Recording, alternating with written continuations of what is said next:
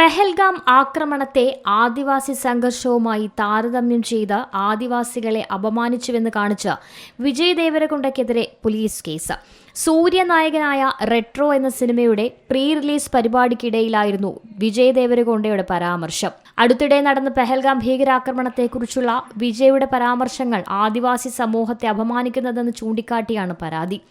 വിജയ് നടത്തിയ പരാമർശങ്ങൾക്കെതിരെ ഹൈദരാബാദിലെ അഭിഭാഷകൻ ലാൽ ചൌഹാനാണ് പോലീസിൽ പരാതി നൽകിയത്.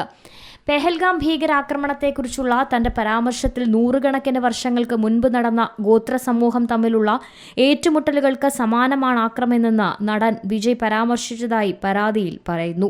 വിജയുടെ പരാമർശത്തിനെതിരെ ആദിവാസി സംഘടനകൾ എതിർപ്പ് പ്രകടിപ്പിക്കുകയും അപലപിക്കുകയും ചെയ്തു.